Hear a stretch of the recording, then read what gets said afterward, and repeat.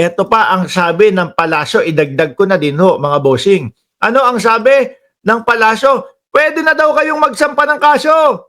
No? Tayo, yes, tayong mamamayang Pilipino. Pwede at posible magsampa ng kaso sa anomalya kahit hindi na idadaan sa ICC. No, ICC, wag. Pag ICC, kakabahan na naman yung mga DDS niyan eh. Oh, sabi dito, palasyo, publiko, pwede nang magsampa ng kaso sa anomalya kahit na hindi idaan sa ICI. O sabi ha. Ayan, binibigyan laya tayo mga bossing chief amo, sir. Eh, yung iba hanggang ngayon hindi ko maintindihan bakit si Pangulong Bongbong Marcos ang itinuturo nila dito. 'Di ba Bugi Arellano? Baka sabihin nyo, Mark, mahina kasi kukote mo eh. Oh.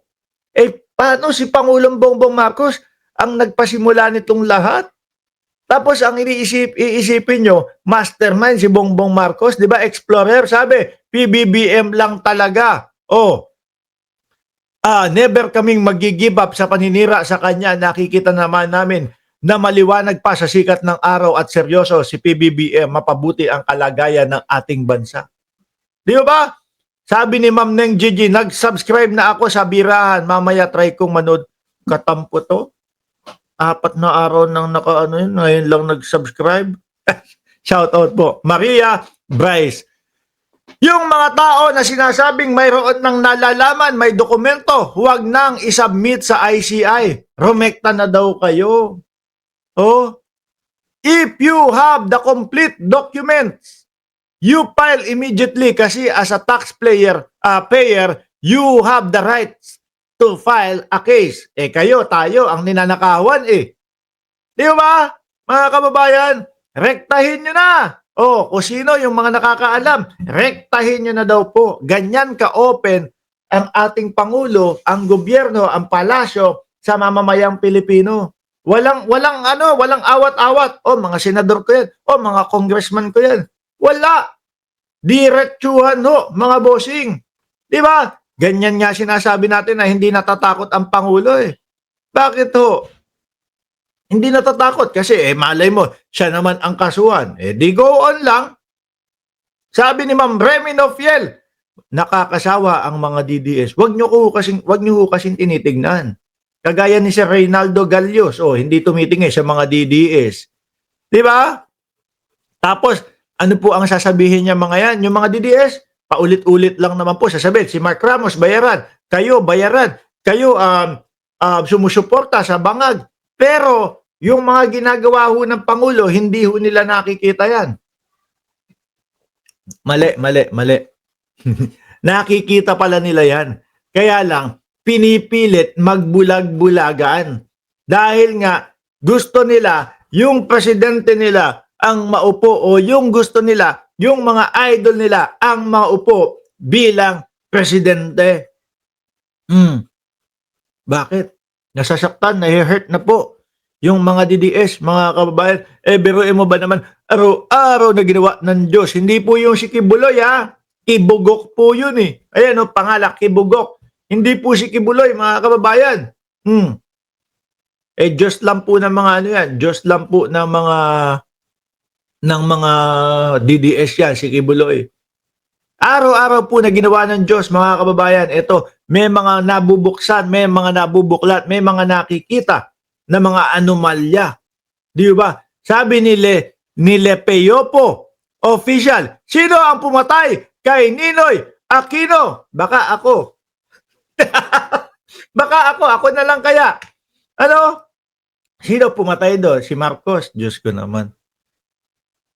Lumang tugtugin na yan. No? Tapos, ang tingin ko nga dyan ganyan ang gagawin ng dating, ganyan ang gagawin ng mga Duterte kay dating Pangulong Duterte. Kaya hanggang ngayon nandoon sa loob ng ICC. At feeling ko sinasadya ng mga DDS o ng mga ni Inday Sara na mapanatili sa loob si Inday Sara Duterte. Bakit? Dahil baka gamitin sa 2028 election.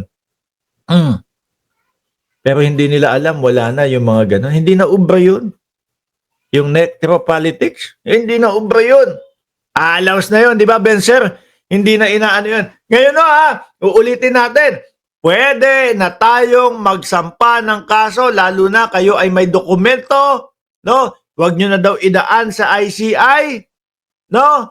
Rumekta na kayo. Kasi bakit? Totoo naman tayo ang ninakawan ng pera Ganyan naman ang mga DDS. Sabi ni Lucy Minagawa, ako nga nasabihan, magkano bayad, si Raulo, yung mga pera, wala ako sa wenta yun. Di ba?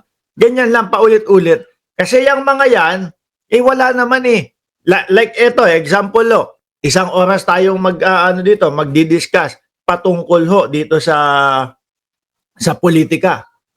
Hindi nga makapagsalita na maibdepensa yung kanilang mga idol Di ba?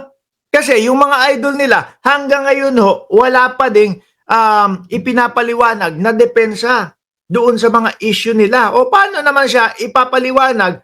O paano naman sila, mga kababayan, magpapaliwanag o idedepensa yung mga idol nila kung walang naririnig? Di ba?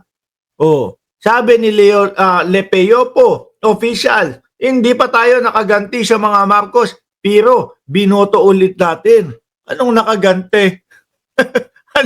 ano yan? Lumang topic ka na. Ang layo na. Anong gante-gante? Eto nga, pati mga kakamping o yung tinatawag nating mga dilawan, sila na yung sumusuporta kay Bongbong Marcos. Di ba?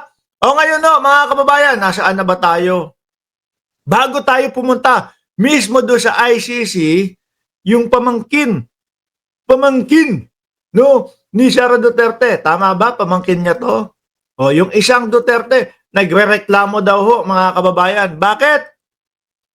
Kasi doon sa House of Representatives hindi pinayagan yung kulang-kulang 900 million na hinihinging budget ni Inday Sara Sorry.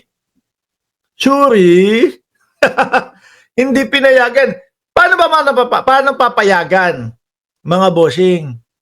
Kung ito binibigyan siya ng pagkakataon para ipaliwanag. Kung para sa yung hinihinging budget, hindi pupunta, deadma. Kayo nga mga kababayan, mga boss chief amo sir, humingi kayo sa magulang nyo. Yung regular na baon na hinihingi nyo, dagdagan nyo ng another kasing halaga nung baon na yon. Like example, kunyari ang baon nyo 50 pesos o 100 piso ang baon nyo. Gawin yung 200 yung hinihingi nyo. Magtatanong yung magulang nyo